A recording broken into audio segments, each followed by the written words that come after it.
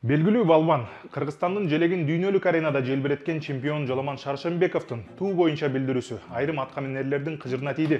Алар интернет айдыңында катар ачуу билдирүүлөрдү жасап, спортчуну тыйып, жада калса бузукулук кылып жатат деп айыпташты. Бир эле балбанды эмес, мамлекеттен акча алып жаткандарды саясатка аралашпагыла деп колун кесегендер болду. Мындай чектөө, тыюу мыйзамдарга дал келеби? Саясатка аралашуу деген эмнени түшүндүрөт? Балбан, акын, манасчы, спортчуларды ким каржылайт? Азыр кенен айтып берем, биз менен болуңуз. Улуттук коопсуздук мамлекеттик комитетинин төрагасы Камчыбек Ташиев Балбан Шаршембековдун билдирүүсүнө жооп берип жатып, спортчуларга катуу эскертүү берди. Мындан ары спортчулар мелдештерде жаңы менен чыгышы керектигин белгиледи. Бирок парламент мыйзамды кабыл алганы менен учурда ага президент кол кое элек, демек мыйзам күчүнө кире элек. Ага карабай Шаршембековго каршы башка аткаминерлер, мамлекеттик кызматкерлер дагы үн катты.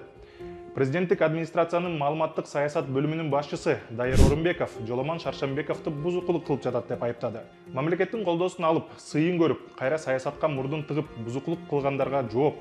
А президенттин иш башкаруучусу Каныбек Түмөнбаев бир эле спортчулар эмес, маданият өкүлдөрү, акын, манасчы дээрлик мамлекеттен каржыланып жаткандардын баарын саясатка аралашпоосун эскертти. Мамлекет спортчуларга көңүл буруп, үй берип, машине эң жогорку сый урматты кылып келе жатат. Бирок ушул спортчулар, маданият өкүлдөрү, акын, манасчылар мамлекеттин саясатына аралашпай эле койсо. Тилекке каршы Түмөнбаев саясатка аралашуу деген сөздүн маанисин чечмелеген жок. Мындан тышкары мугалим, доктур, элчи, чиновниктер дагы мамлекеттен каржыланат эмеспи? Бул билдирүүсү аларга дагы тиешеси барбы? Бийликке жакпаган пикирди айтсаң эле бузук болуп каласыңбы? Ойлоп көрсөңүз, Кыргызстанда жашап өлкөнүн тагдырына, келечегине таасир эткен чечимдер кабыл алынып жатканда, ар бир жаран жеке пикирин билдирүүгө укуктуубу? Биз бул суроолорду Туманбаевга жөнөттүк, бирок ал бизге жооп бере элек. Кыргыз жарандары өз пикирин эркин билдирүүгө укуктуу. Ал Конституцияда бажырайып жазылып турат. Өзүңөр көргөндөй, мамлекеттик кызматкерлер, спортчу, ырчы, жазуучу жана башкаларга чектөөлөр бар деген эч кандай кошумча маалымат жок. Кыргыз Республикасынын Конституциясы 32-берене. Ар бир адам эркин ой жүгүртүүгө жана пикирге ээ болууга укуктуу. Ар бир адам өз пикирин эркин билдирүүгө, сөз жана басма сөз эркиндигине укуктуу. Эч ким өз пикирин билдирүүгө же андан баш тартууга мажбурланышы мүмкүн эмес. Президенттик аппараттын кызматкерлери Кыргызстандын жарандарына өз пикирин билдирүүгө чектөө коюуга укугу жок. Спортчуларга мамлекет тарабынан колдоо көрсөтүлөт. Ал акчалар негизи элдики болот. Конституция ар бир жарандын саясий процесстерге катышуу укугун, тынч чогулуштарга жана сөз эркиндигин кепилдейт. Улуттук коопсуздук боюнча мамлекеттик комитетинин башчысы Камчыбек Ташиев бардык жарандар мыйзамды сактоого милдеттүү деген позициясын билдирди.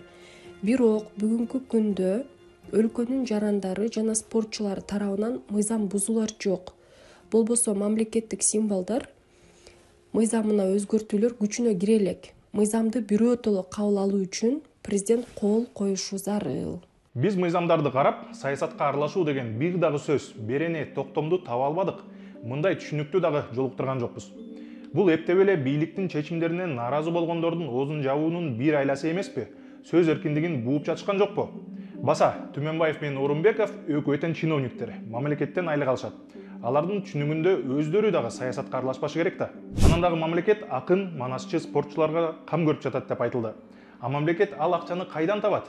Учурда өкмөт салык чогултуу боюнча катуу иштерди алып барууда. Президент баш болуп, базарларда ККМ киргизилиши керек деп сатуучуларды ишендирип жүрөт. А жакында эле салык кызматы 11 айда 225 миллиард акча чогулттук деп мактанды. Бул акчаны кимден топтоду? Биз мамлекеттик бюджетти анализдеп 70тен ашык салыктын түрлөрүн таптык. Кыргызстандыктар басып туруп мамлекетке салык төлөшөт. Базардан нан алдыңызбы? Ишкер патентке акча төлөйт. Тамеки сатып алдыңызбы? Сатуучу өзгөчө аксыз салыгын төлөйт. Машинага бензин куйдуңузбу? Анда дагы аксыз бар. Мунун баары акыры товардын баасына кошулат, сиздин капчыгыңыздан каржыланат. Мындан тышкары, жыл сайын жерге, машинага жана салыктын башка түрлөрүн төлөп, мамлекеттин казынасын толтурасыз. Президент Садыр Жапаров өзү айткандай, бул акча асмандан түшпөйт. Миллиарддаган налог бизге бюджетке түшпөй калып атат. Анан келип кыйкырасыңар, мектеп салып бер дейсиңер, жол куруп бер дейсиңер, садик салып бер дейсиңер, светти кымбаттатпа дейсиңер. Мен анын баарын асмандан албайм да. Асмандан түшпөйт, баарын контролго алышыбыз керек. Андан тышкары мамлекет Кумтөр, Мегаком сыяктуу компаниялардан киреше табат. Саясатчылар өздөрү белгилегендей, бул компаниялардагы элдин байлыгы. Ошондуктан мектеп, больница салынганда, жаңы автобустарды сатып алганда, белгилүү спортчулар, акын, манасчы, киночуларга сыйлык, үй, машиналар тапшырылганда, анын баарын эл төлөйт.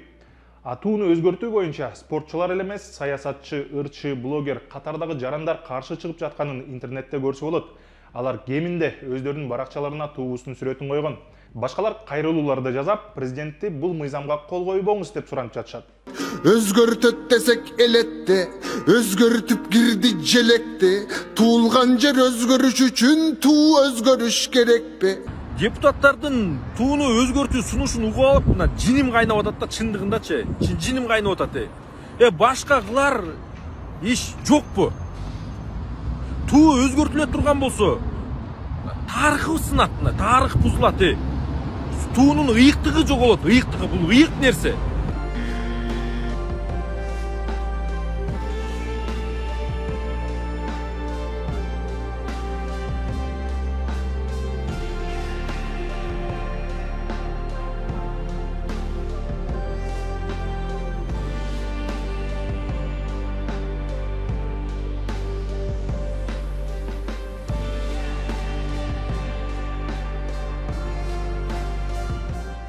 Аткаминерлер Шаршамбековдой балбандарыбызды коркутуп, бузуку деп атаганы туурабы? Конституция кепилдик берген сөз эркиндиги сакталып жатабы? Оюңузду комментарийге жазыңыз. Көрүшкөнчө.